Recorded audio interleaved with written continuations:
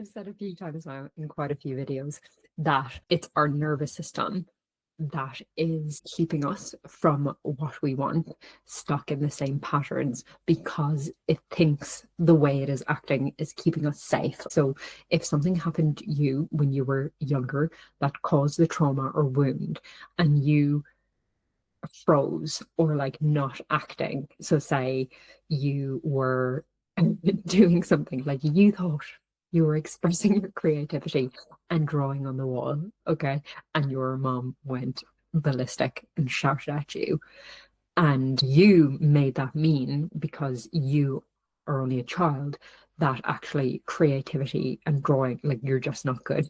It displeases people if I draw, when really she's like, we just effing painted the wall. But it doesn't matter the logic around that, because these traumas were formed at that time when you made it mean that you were either bad for doing something, that like your creativity and play was a bad thing and you should not do that, and you like froze, and your mom just say went and like had to walk away. Your body made it think that freezing protected you, that like, oh my god, she didn't, like, if she didn't see me, because this is like animalistic survival nature, which is our primal brain. That's what it does. Is it's just protective. And the same as a deer in the grass plains sees a lion out of the corner of its eye, it freezes if the lion is too close, that the deer thinks, I'm not going to be able. Are deers and lion, it doesn't even matter, an antelope, whatever, the antelope like freezes if the lion is too close because it hopes that it won't see it and that it'll just blend, and because it's too close that it can't run away, it can't flee, and it can't fight. So our next default is like freeze. And if the antelope feels like the lion is getting closer, then it will also shut down. So we freeze when we procrastinate, when we just don't take action on the things that we want to achieve, or and then if we do that often enough, we just start to feel like our case is hopeless, that it'll never work for us, that we just won't do it. What's the point? And then we go into shutdown, which shutdown is the state that happens when you're burned out, when you've got like chronic illness. And it also comes with the emotion of like depression and apathy and shame and sadness. So as you can see, all the different nervous states, they're not random. Like the way that you feel, the thoughts that you think, they're not random. They're different lenses that we put on to protect ourselves. But we're adults now and we can actually choose better ways than what kept us safe as a child, because now that freezing, that procrastination, that not taking action on what you want is making you more miserable than you ever would be if you just moved. But because our nervous system keeps doing that, you don't take the action and then you feel bad. And then, like I said, the feelings, because we make it mean that we're not good enough, then that we'll never be successful, that we'll never achieve what we want. We make all of this wound worse. We feed that energy. There's this old proverb, and it's like there's two wolves on your shoulder, and one is that wolf that is like promoting your growth and wants you to succeed and wants you to thrive and go after your dreams and prioritize yourself and do what feels good to you. And the other wolf is like the critical one, the one trying to keep you in the box, the one trying to keep you safe but miserable. And it will do it by any means. It will criticize you, it will make you feel not good enough, it'll make you feel like you're doing everything wrong, because it just doesn't want you to go outside the known of your box, because it thinks, the brain, survival brain, thinks anything unknown is unsafe. But when we actually critically, logically think about that, that is not true. Yet when we don't actually reflect on our thoughts and our emotions, we just let this wolf run wild. We let it run the show. That wolf is usually like your inner child, like I said, from a point in time that whatever situation you're facing, it's reminding your body of that time when you were 7. And so that wolf appears. And the one that you feed, and how do you feed it? You feed it with your thoughts and your emotions. And if they're in line with the wolf that is trying to protect you, but is very ego driven and just wants to keep you the same, no matter if you're suffering, sick, unhappy, unfulfilled, and ruining your life, maybe. It feels weirdly, it feels safe because it's the same. And our survival brain, same is safe, even though that might not be true. And unknown and expanding your nervous system, it is like a risk. So we tend not to do that until the pain of staying the same is more than the pain of change. This is why how when people have big meltdowns, big job loss, health scares, just big upheaval in their lives, that's when these big massive change, everyone on the internet, like myself included, like it's a big thing that usually makes people change. I stayed the same for like 10 years, not well, 15 more like, not wanting to do that. And I stayed the same because it was comfortable. It was the same. I knew that. I knew it would keep me safe and secure, even though I wasn't happy and it's not what I wanted. It for that, because I was quite comfortable in a way, the pain wasn't great enough to make me change until my whole body just gave up on me, and like I couldn't function, and I was really depressed and sad, and I wanted to show up as a good mom, but I was barely functioning as like a human, no mind say mom or to be anything for anyone else, but like I literally just was so sick and my health was so bad that was my rock bottom, to again the pain of change being less than the pain of staying the same. And that is where I had like that shower moment. I was in the shower and crying victim mode, like, oh my god, why is this happening to me? I just feel so miserable. I am numbed out, I'm dissociated, I'm burnt out. I like my nervous system was fried. Like that's my body felt fried. I couldn't even do like a simple walk. Like I had no energy to give. Suddenly, I suppose intuition again kicked in, and it was like, is this what you want? Like, as in, you could go back to doing the same job, do the same thing, because I can get myself healthy again. I can take the time off. I can take the supplements. I can do the nutrition, and then I could go back to being the same. But is this what I want, to like constantly be in this cycle of stress and burnout, having to heal stress and burnout, or do I want to do something different? Have I have I learned the lesson that my soul or me was sent here to like grow and learn certain lessons? Am I listening? Am I going to learn the lesson? Oh, I moved the pins because the kids were in here. It's actually funny that I just told you about example. I'm sure. I'm really hoping that's not going to actually happen to me at some stage, that the kids are actually. I don't think you can see red very well. I might just go back to black. I know it's all the same, but we'd go back to black. And ooh, I'll go back to. I'll go back to. Speaking of, sorry, like Amy Winehouse, have you seen like her story? So tragic.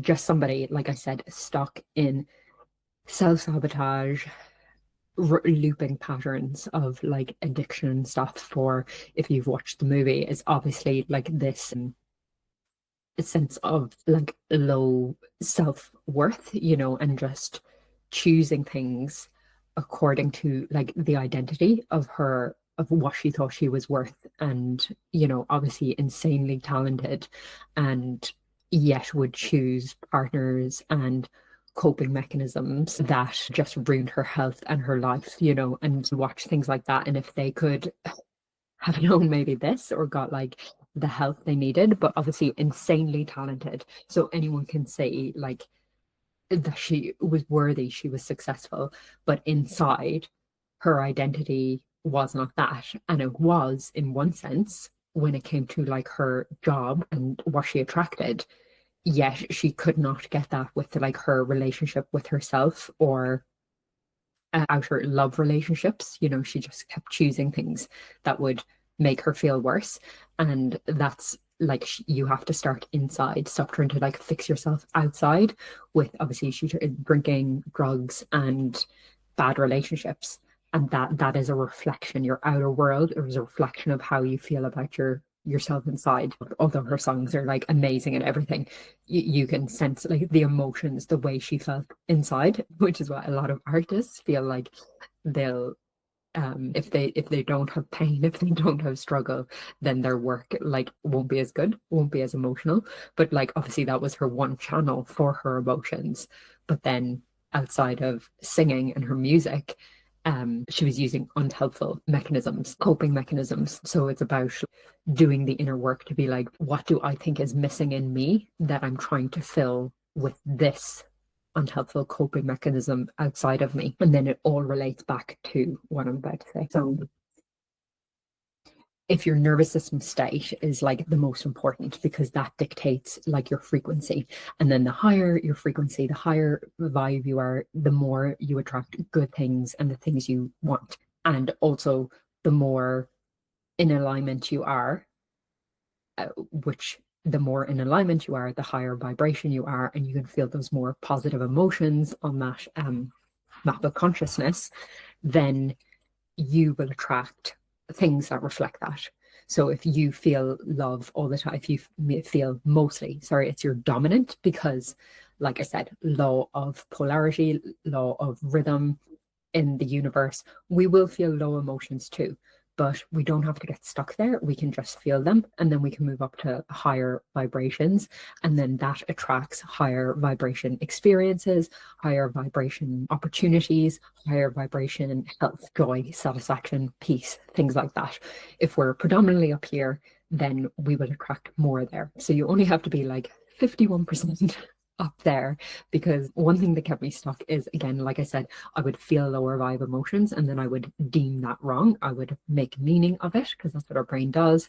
It likes to make meaning, and it's usually in a negative way, because like I said, negativity bias is just a survival thing. So you're just asking like, what is keeping our nervous system in these?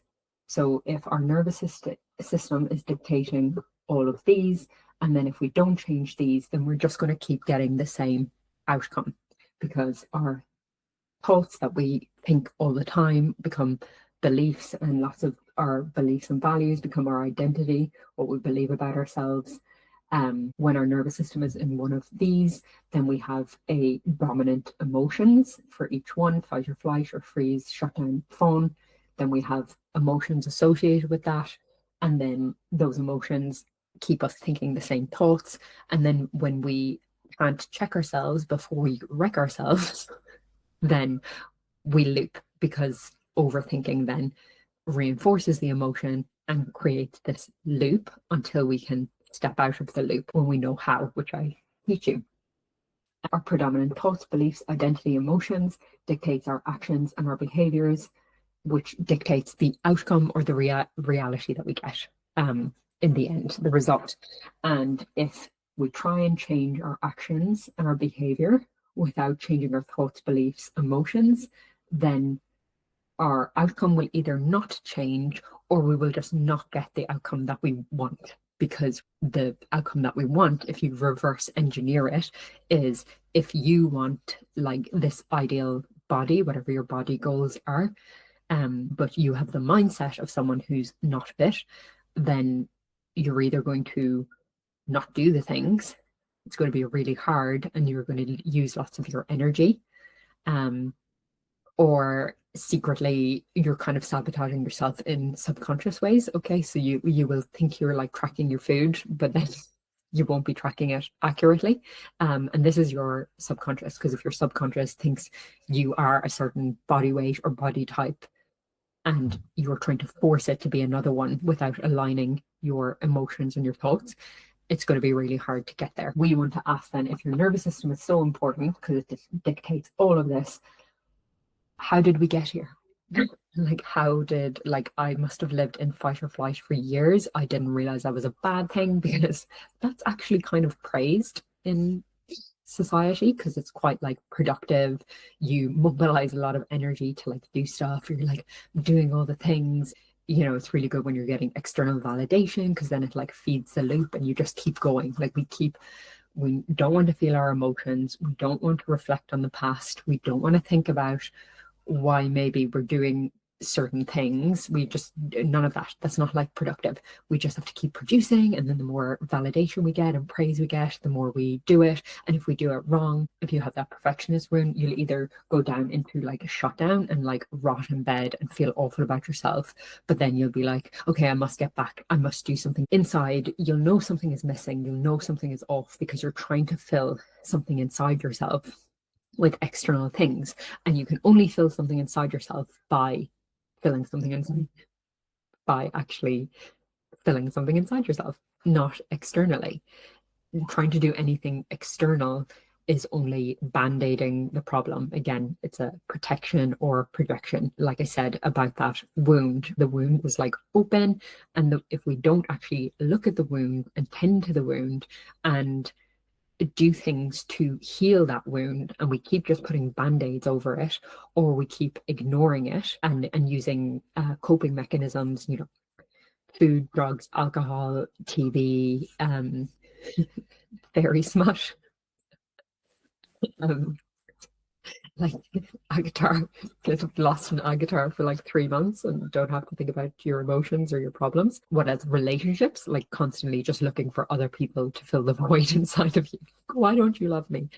But it never quite fills it. Shopping, holidays, just achieving more and more, like getting more qualifications. I liked that one, like the amount of qualifications I have. And since I've recognized my worth, I've kind of slowed down, and people think that I won't be productive anymore. When I burnt out, there was a certain amount of like needing to rest and heal and reflect and do the inner work. And my God, as somebody who used overachieving and doing and productivity as a measure of their worth, that was very hard to relearn. But that was the lesson to learn, that like my value and my worth is not actually attached to how much I do. We are born worthy. Like when a child comes out, you're not like, what can you do? Like, what can you achieve? Can you sit this test? Because can you make money? Like, as in, we're just inherently worthy when we're born, but we start looking for things to those wounds that we get make us feel like there's something missing in us. So then we start to look for them outside ourselves instead of looking at the wound. The womb, also your womb, okay, holds trauma, but wound, okay, which is your trauma. And then your perfectionism and control and overachieving and good girl and people pleasing and what else? I'm trying to think. What else? Anyway, all of these are just like masks and protections and things like that to actually protect people from just seeing the wound or rubbing, oh God, like I don't want them to know that I'm shameful about this. I don't want them to know that actually underneath all my qualifications, I feel not good enough.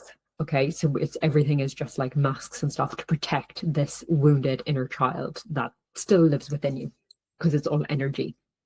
And if you have not transmuted that energy, then it's still within you. And people talk about, releasing the energy and things like that. Like you don't release it, you just transmute it. Because when we're born, our consciousness is, we never become like not whole, but those inner child and parts fragment off, making us feel, and they're the wounds. The fragmentation off is the wound, and then we think we have to fill that wound from something outside of us, when really we need to integrate that part back in. We need to do the process of healing that we should have done at the time, but we didn't have the tools to do. My God, I go on tangents, lads.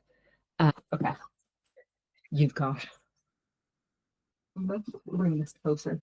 Okay, so what is it that like keeps our nervous system stuck in like these certain patterns?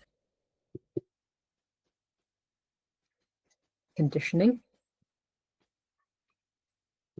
and imprinting. So these are just like other people's beliefs, or like cultural beliefs, societal beliefs, that we take on as our own. And like I said, sometimes they can work for us, which is great. The thing is, when we're born, we're like a blank slate anyway. Okay, we do need to like believe something maybe to make our way in life. But the thing is, it's like, what do you choose to believe? Like, now that you know better, now that you know this, what would you rather believe? Because whatever you believe is true, whether you think it's, do you think it's right or you think it's wrong, you're right. There is nothing true except the laws of the universe or hermetic principles. So if nothing is true, then what do you believe to be true? So your nervous system was first shaped by how safe, seen, and supported you felt as a child, how your emotions were handled in your family, like were they welcomed or shut down or deemed to be bad, whether you had to be a good girl, achiever, caretaker, or quiet to be loved, if survival meant fawning, staying small, or disconnecting from your needs, not speaking up, not implementing boundaries, like were you made to hug people who you didn't want to hug just to seem nice? Were you made to, this is one, like get up and dance at a family? An old personal one, like made to feel that like because you didn't want to get up and dance in front of a load of people that you didn't know, that like you were antisocial and there was something wrong with you, and then you just think you're antisocial like your whole life. These early patterns become your baseline wiring. Even if you've outgrown the environment, your body hasn't yet felt safe to rewire the pattern, or you just don't know how, which is what I teach you in I Am Woman, is like how to do this. But it's something that first you have to like learn and integrate, just like when you were taught maths, like, and you had to almost like memorize and do it. Like it takes a lot of effort to learn it until it becomes embodied. So this is the thing, is people try it once or twice and then they're like it works, but then they're like, oh, it's not working enough, so I won't do it. I'm going to tell you, like with breath work, like I do breath work to look into these subconscious patterns and inner child and things like that, because breath work just kind of release lets you sink more into your subconscious so that you have access to maybe what your subconscious is trying to hide from you, so that you can see it now from your 30 something year old perspective and transmute it to shift that energy at the time to a more higher vibration. Like you can see it from a different standpoint, you can feel the emotion, and then you can choose an emotion and viewpoint. But it's not just one or two breath works. This was like a year of doing breath work like every 2 to 3 weeks, is what got me, like, is what basically opens your consciousness, like opens your mind to like see all this. Because even if you are listening to this right now, your subconscious might be very reluctant to believe it. If you've believed something else your entire life, even if this is true or not true, maybe you just want it to be true.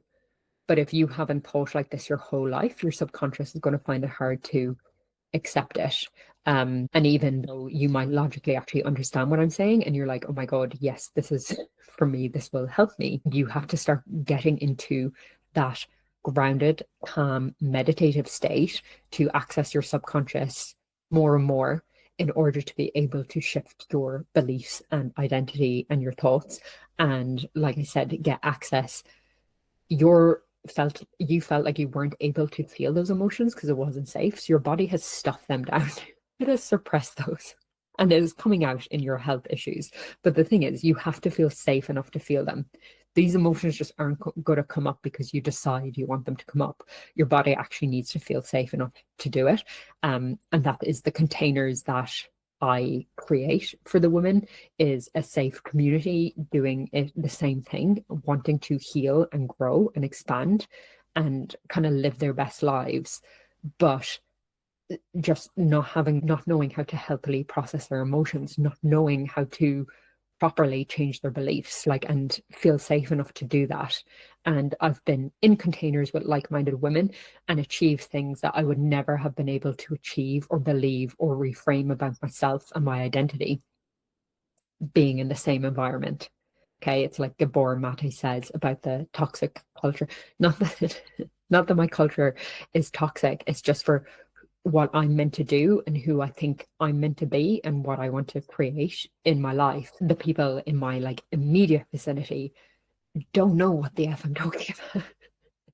They don't want to change. They're happy. Maybe they're on their life path And it doesn't involve having to go into the subconscious, or it doesn't involve transforming as a person. It doesn't involve like psychology or their health, but that is what mine involved, and what a lot of people do need to break out of those limiting mindsets, mental patterns, and emotions that keep us sick, stuck, and self-sabotaging. And then there's our like protective parts. So like I said, there's protective and projection, okay? But they're all actually trying to protect us. So we created ways of being that helped us survive or feel worthy, even if they're now keeping us stuck. So hyper independence, perfectionism, people pleasing, control, fear of failure, chronic overworking, or procrastination. They're not flaws. This is your brain and body being really intelligent, and their survival responses that worked at one point, but now are not working for us, are working against us. Not on purpose. It's not personal. Like they literally just thought, but this kept us safe before, so I'm just actually going to keep doing this until us, as the more higher loving parent or higher self, just being able to get into that calm state where we can see clearly, we can talk to and feel into these parts, find out what they want, and also let them know it is safe to choose something different. It is safe to choose different coping mechanisms. It is safe to be someone different.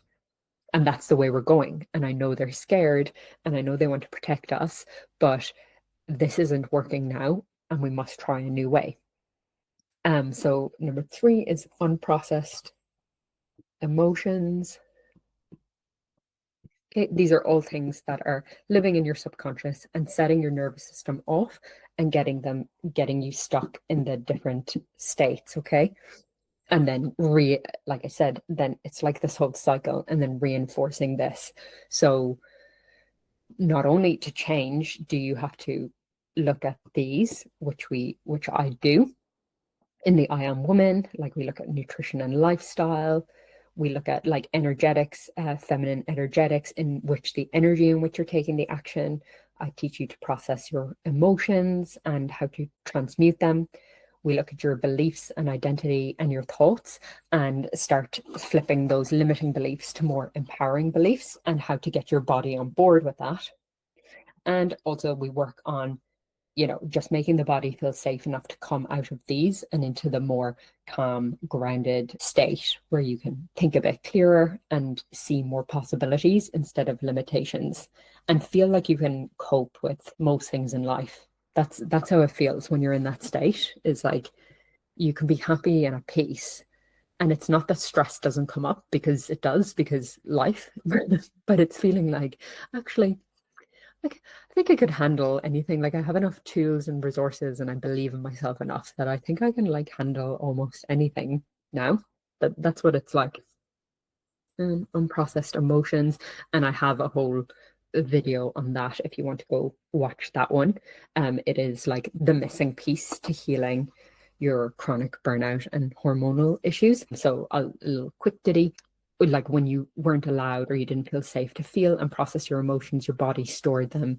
Anger, shame, sadness, fear, grief, guilt can get trapped in the body and continue to trigger dysregulation over and over, because actually we need to feel our emotion. Like it is a human need to feel safe, to feel your emotions. And like I said, society makes it wrong and makes it seem like weird, or women are being hysterical. It's different. Your emotions directed at people. Like our emotions are ours to feel. They are messages, and we need to listen, but we don't need to believe them. We can be, like I said, reassure ourselves, process them, and choose something different. Anyway, the emotions stuck in your body can lead to overthinking, chronic stress and tension, fatigue, and looping thoughts like, what's wrong with me? I can't trust myself. I'm not good enough. And this creates emotional overwhelm or shutdown, even in situations that aren't unsafe anymore, because our body is just like hyper triggered over everything, especially when one type of dysregulation, so say it's emotional overwhelm, like say the root of your problem is unprocessed emotions or emotions stored up over time. they will then show up as like health issues and hormonal issues. And when things pile up like that, you just think like you've got a million problems, and it makes it all worse because what what you feel, the universe expands. It increases what you feel and what you think. That's why we can't create peace and calm from a dysregulated state or from a survival state, because the only thing we invite in when we stay in survival is more reasons that we have to stay in stress and survival mode. Core beliefs and meaning making, like I said, because of negativity bias, because our brain is always going to prioritize survival. Your body story becomes your mind's belief. If your body feels unsafe to rest, you might believe rest is lazy. If your needs weren't met, you might believe I'm too much, or I have to do everything alone. If your emotions were dismissed, you might believe my feelings don't matter. And these beliefs filter how you see yourself, your choices, and what feels possible. And then that is reflected. Everything inside is mirrored outside. So this will be, if you believe all these things, then your environment and your relationships will show you your feelings don't matter. You're too much. You do have to do everything alone. You are unsupported because you think it. So yeah, be really careful. What do you think? And then not to mention the physiological, like I Am Woman, I also deal with the nutrition and lifestyle, like getting enough nutrients and stuff, because that keeps your nervous system dysregulated, plug the physical gaps like in your knowledge. But the thing is, if you would already be doing a lot of those things, like you would be eating enough, you'd be eating in a healthy way instead of trying to control your food or feeling stressed all the time or rushing. If you weren't already believing all those things and you weren't in that nervous system state, then you would probably have very little actual health issues, because most of it stems from the stress response. And then there's modern triggers and reinforcements in your environment that can keep you stuck in the same cycle unless you consciously shift it. So scrolling social media, comparison, overstimulation, overworking and not resting, disconnecting from your body and nature, just not going outside enough, not paying attention to your body or your physical needs, repeating patterns in relationships and work dynamics, which again just reinforces the nervous system state in a chronic low level fight, flight, freeze, or fawn response, which then you just think is like your personality or normal. So a lot of like people in corporate who do productive overachievers, like they just see that as like their personality, especially when it is praised, when it's seen as like a good thing. But if your body and your emotions and your mental health are suffering, then something's out of alignment. Okay, but the thing is, you are not your past or your pattern. Your identity can shift when your nervous system feels safe to expand.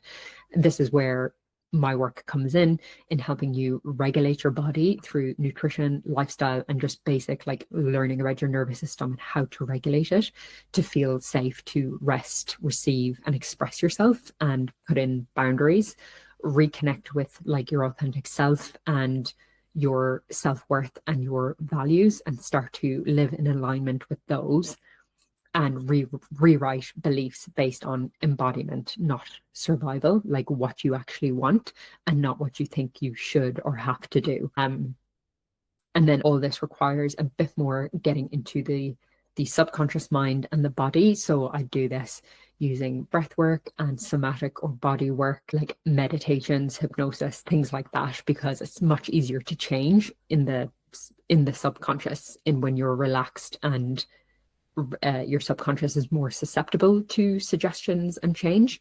Whereas when we're in chronic fight or flight, we're very resistant to changing our beliefs. This is even on a conscious level. Like if you're in that like fight or flight response or defensive, it's very hard to like change your opinion on something because you're so focused in on like the problem.